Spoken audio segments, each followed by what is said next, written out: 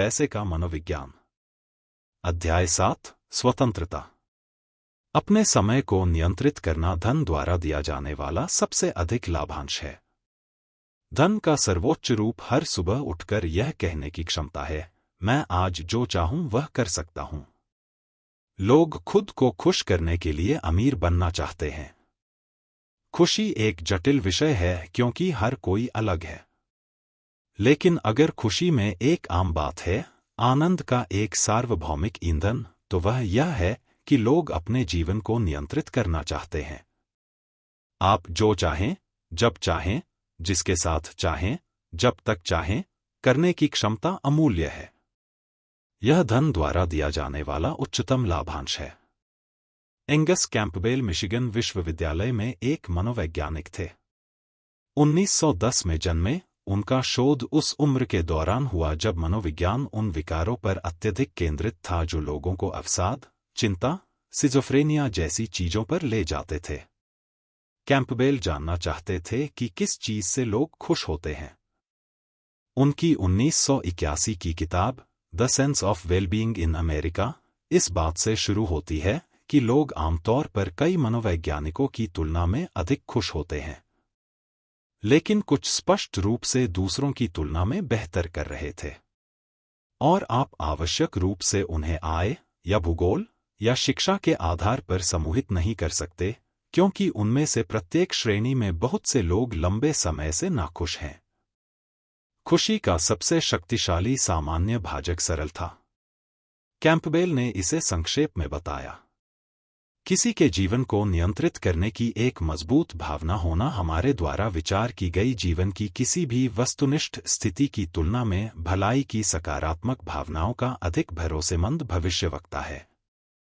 आपकी सैलरी से भी ज्यादा, आपके घर के आकार से भी अधिक, अपनी नौकरी की प्रतिष्ठा से भी अधिक। आप जो चाहते हैं, जब करना चाहते हैं, जिन लोगों के साथ आप करना चाहते हैं, उन पर नियंत्रण जीवन शैली का सबसे व्यापक चर है जो लोगों को खुश करता है। पैसे का सबसे बड़ा आंतरिक मूल्य, और इसे बढ़ा चढ़ाकर नहीं कहा जा सकता, यह आपको अपने समय पर नियंत्रण देने की क्षमता है। धीरे धीरे प्राप्त करने के लिए स्वतंत्रता और स्वायत्तता का एक स्तर जो अव्ययित संपत्तियों से आता है, जो आपको इस बात पर अधिक नियंत्रण देता है कि आप क्या कर सकते हैं और कब कर सकते हैं। धन की एक छोटी राशि का मतलब है कि जब आप बीमार हों तो बैंक को नुकसान पहुंचाए बिना कुछ दिनों के लिए काम से छुट्टी लेने की क्षमता। यदि आपके पास वह क्षमता नहीं है, तो वह क्षमता हासिल करना बहुत बड़ी बात है। थोड़ा और मतलब यह है कि नौकरी से निकाले जाने के बाद अच्छी नौकरी मिलने का इंतजार करना, बजाय इसके कि जो नौकरी मिल जाए उसे पहले ही ले लेना।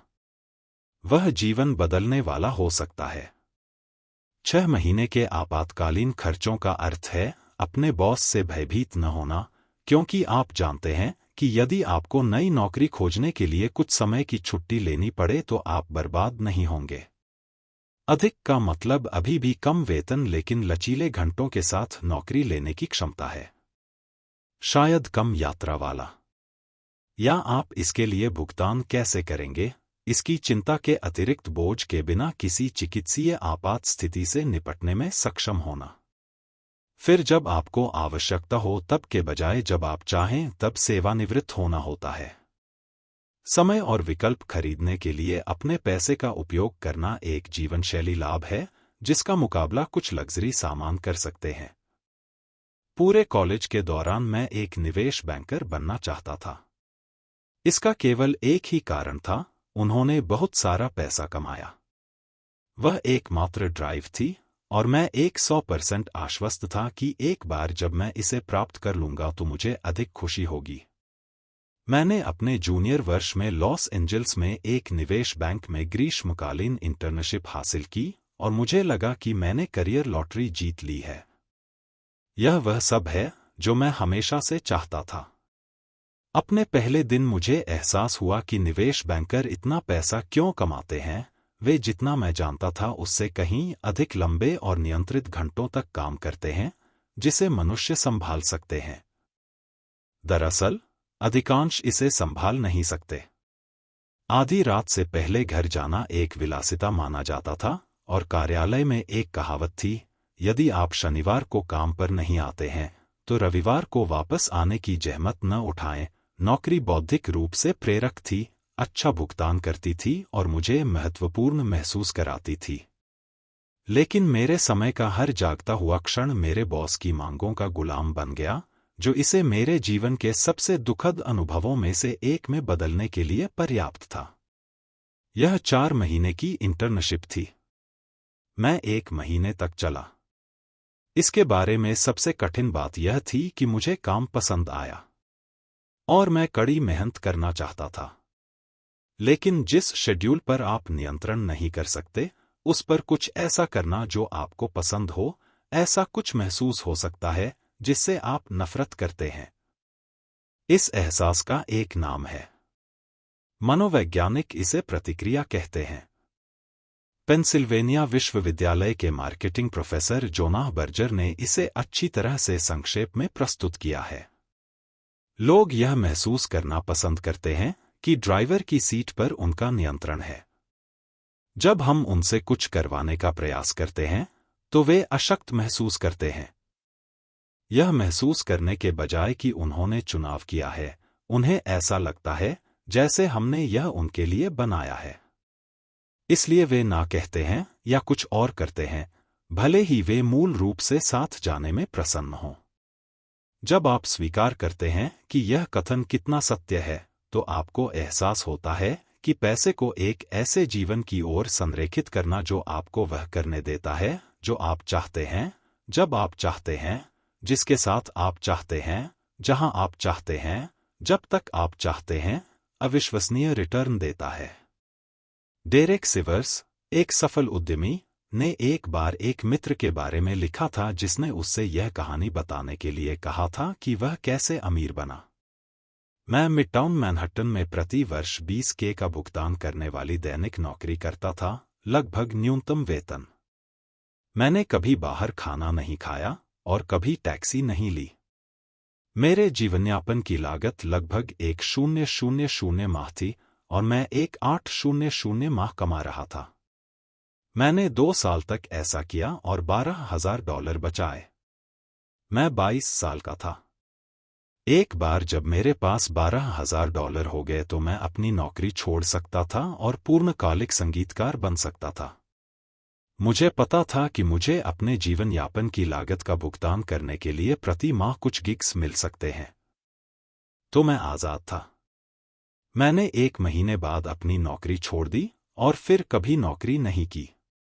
जब मैंने अपने मित्र को यह कहानी सुनानी समाप्त की, तो उसने और कहानी मांगी। मैंने कहा नहीं, बस यही था। उन्होंने कहा, नहीं, जब आपने अपनी कंपनी बेच दी तो क्या हुआ? मैंने कहा, नहीं, इससे मेरे जीवन में कोई बड़ा फर्क नहीं पड़ा। वह बैंक में बस अधिक पैसा था। अंतर तब आया जब मैं 22 साल का था। संयुक्त राज्य अमेरिका दुनिया के इतिहास में सबसे अमीर देश है। लेकिन इस बात के बहुत कम सबूत हैं कि इसके नागरिक आज औसतन 1950 के दशक की तुलना में अधिक खुश हैं, जब संपत्ति और आय बहुत कम थी, औसत स्तर पर भी और मुद्रास्फीति के लिए समायोजित। 140 देशों में 150,000 लोगों के 2019 गैलप सर्वेक्षण में पाया गया कि लगभग 45% अमेरिकियों ने कहा कि उन्हें पिछले दिन बहुत चिंता महसूस हुई। वैश्विक औसत 39% था। 55% अमेरिकियों ने कहा कि उन्हें पिछले दिन बहुत अधिक तनाव महसूस हुआ। शेष विश्व के लिए 35% ने यही कहा। यहाँ जो हुआ उसका एक हिस्सा यह है कि हमने अपनी बड़ी संपत्ति का उपयोग बड़ी और बेहतर चीजें खरीदने के लिए किया है। लेकिन साथ ही हमने अपने समय पर अधिक नियंत्रण भी छोड़ दिया है। ज्यादा से ज्यादा वे चीजें एक दूसरे को रद्द कर देती हैं। 1955 में मुद्रास्फीति के लिए समायोजित औसत पारिवारिक आय $29,000 थी।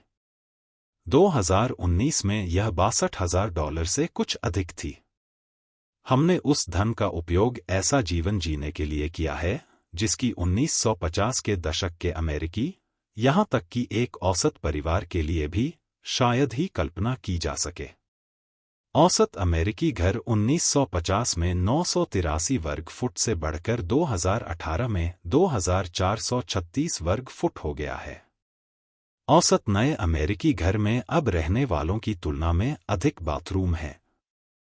हमारी कारें तेज और अधिक कुशल हैं, हमारे टीवी सस्ते और तेज हैं। दूसरी ओर, हमारे समय में जो हुआ है वह बमुश्किल प्रगति जैसा दिखता है। और इसका बहुत सा कारण इस बात से संबंधित है कि अब हम में से अधिकतर लोगों के पास किस तरह की नौकरियां हैं। जॉन डी रॉकफेलर सभी समय के सबसे सफल व्यवसायियों में से एक थे। वह एक वैरागी भी थे और अपना अधिकांश समय अकेले ही बिताते थे। वह बहुत कम बोलता था, जानबूझकर खुद को दुर्गम बना लेता था और जब आपका ध्यान उसकी ओर जाता था तो वह चुप रहता था। एक रिफाइनरी कर्मचारी, जो कभी कभी रॉकफेलर के कान सुनता था, ने एक बार टिप्पणी की थी, वह हर किसी को बात करने देता है, जबकि वह आराम से बैठता है और कुछ नहीं कहता है। बैठकों के दौरान उनकी चुप्पी के बारे में पूछे जाने पर रॉकफेलर अक्सर एक कविता सुनाते थे। एक बुद्धिमान बूढ़ा उल्लू बांज वृक्ष में रहता था, वह जितना अधिक देखता था उतना ही कम बोलता था। वह जितना कम बोलता था उतना ही अधिक सुनता था। हम सब उस बुद्धिमान बूढ़े पक्षी की तरह क्यों नहीं हैं? रॉकफेलर एक अजीब आदमी था, लेकिन उन्होंने कुछ ऐसा निकाला जो अब लाखों श्रमिकों पर लागू होता है। रॉकफेलर का काम कुएं खोदना, रेलगाड़ियां लोड करना या बैरल हिलाना नहीं था। यह सोचना और अच्छे निर्णय लेना था। रॉकफेलर का उत्पाद, उसका वितरण योग्य, वह नहीं था जो उसने अपने हाथों से या अपने शब्दों से बनाया था। यह वही था जो उसने अपने दिमाग में समझ लिया था। इसलिए उन्होंने अपना अधिकांश समय और ऊर्जा यहीं बिताई। दिन के अधिकांश समय चुपचाप बैठे रहने के बावजूद, जो अधिकांश लोगों को खाली समय या फुर्सत के समय की तरह लग सकता था, वह लगातार अपने दिमाग में काम कर रहा था, समस्याओं के बारे में सोच रहा था। यह उनके समय में अद्वितीय था। रॉकफेलर के समय में लगभग सभी कार्यों को अपने हाथों से करने की आवश्यकता होती थी। अर्थशास्त्री रॉबर्ट गॉर्डन के अनुसार 1870 में 46% नौकरियां कृषि में थीं और 35% शिल्प या विनिर्माण में थीं। कुछ ही पेशे कर्मचारी के मस्तिष्क पर निर्भर होते हैं। आपने नहीं सोचा, आपने बिना किसी रुकावट के मेहनत की और आपका काम दृश्यमान और मूर्त था। आज वह फ्लिप हो गया है। 38% नौकरियां अब प्रबंधकों, अधिकारियों और पेशेवरों के रूप में नामित की गई हैं। ये निर्णय लेने वाले कार्य हैं। अन्य 41% सेवा नौकरियां हैं, जो अक्सर आपके विचारों के साथ साथ आपके कार्यों पर भी निर्भर करती हैं। हम में से अधिक लोगों के पास ऐसी नौकरियां हैं जो 1950 के दशक के एक सामान्य विनिर्माण श्रमिक की तुलना में रॉकफेलर के अधिक करीब दिखती हैं, जिसका अर्थ है कि जब हम काम बंद करके फैक्ट्री छोड़ देते हैं तो हमारे दिन समाप्त नहीं होते हैं। हम लगातार अपने दिमाग में काम कर रहे हैं, जिसका मतलब है कि ऐसा महसूस होता है कि काम कभी खत्म नहीं होता। यदि आपका काम कार बनाना है, तो जब आप असेंबली लाइन पर नहीं होंगे तो आप बहुत कम कर पाएंगे। आप काम से अलग हो जाते हैं और अपने उपकरण कारखाने में छोड़ देते हैं। लेकिन अगर आपका काम एक मार्केटिंग अभियान बनाना है, एक विचार आधारित और निर्णय लेने वाला काम, तो आपका उपकरण आपका सिर है, जो आपको कभी नहीं छोड़ता है। आप यात्रा के दौरान अपने प्रोजेक्ट के बारे में सोच रहे होंगे, जब आप रात का खाना बना रहे होंगे, जब आप अपने बच्चों को सुला रहे होंगे और जब आप सुबह 3 बजे तनावग्रस्त होकर उठेंगे। हो सकता है कि आप 1950 की तुलना में कम घंटों के लिए घड़ी पर हों, लेकिन ऐसा लगता है जैसे आप 24/7 काम कर रहे हैं। द अटलांटिक के डेरेक थॉम्पसन ने एक बार इसका वर्णन इस प्रकार किया था।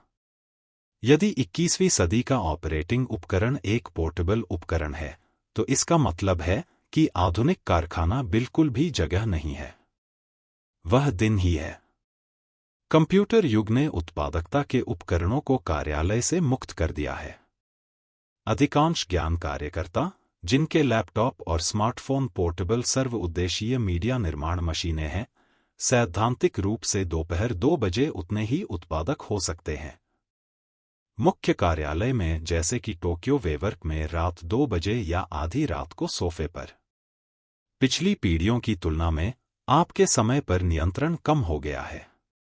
और चूंकि अपने समय को नियंत्रित करना खुशी को प्रभावित करने वाला एक प्रमुख कारक है, इसलिए हमें आश्चर्यचकित नहीं होना चाहिए कि लोग ज्यादा खुशी महसूस नहीं करते हैं, भले ही हम औसतन पहले से कहीं अधिक अमीर हों। हम उसके बारे में क्या करें? इसे हल करना आसान समस्या नहीं है, क्योंकि हर कोई अलग है। पहला कदम केवल यह स्वीकार करना है कि लगभग हर किसी को क्या खुशी मिलती है और क्या नहीं। अपनी पुस्तक 30 लेसन्स फॉर लिविंग में जेरोंटोलॉजिस्ट कार्ल पिल्मर ने 1000 बुजुर्ग अमेरिकियों का साक्षात्कार लिया, जो दशकों के जीवन के अनुभव से सीखे गए सबसे महत्वपूर्ण सबक की तलाश में थे। उन्होंने लिखा है, किसी ने नहीं, हजारों में से एक भी व्यक्ति ने नहीं, यह कहा कि खुश रहने के लिए आपको अपनी इच्छित चीजें खरीदने के लिए पैसे कमाने के लिए यथासंभव कड़ी मेहनत करने की कोशिश करनी चाहिए। किसी ने नहीं, एक भी व्यक्ति ने नहीं कहा कि कम से कम आपके आसपास के लोगों जितना अमीर होना महत्वपूर्ण है, और यदि आपके पास उनसे अधिक है तो यह वास्तविक सफलता है।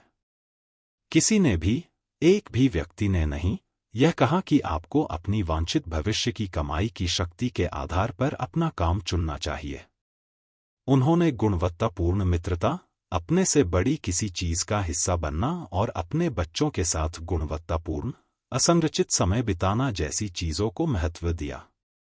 आपके बच्चे आपका पैसा या आपके पैसे से जो कुछ भी खरीदते हैं, उतना नहीं चाहते जितना वे आपको चाहते हैं। विशेष रूप से वे आपको अपने साथ चाहते हैं, पिल्मर लिखते हैं। इसे उन लोगों से लें जो हर चीज से गुजरे हैं। अपने समय को नियंत्रित करना धन द्वारा दिया जाने वाला सबसे अधिक लाभांश है। अब पैसे से मिलने वाले सबसे कम लाभांश में से एक पर एक छोटा अध्याय।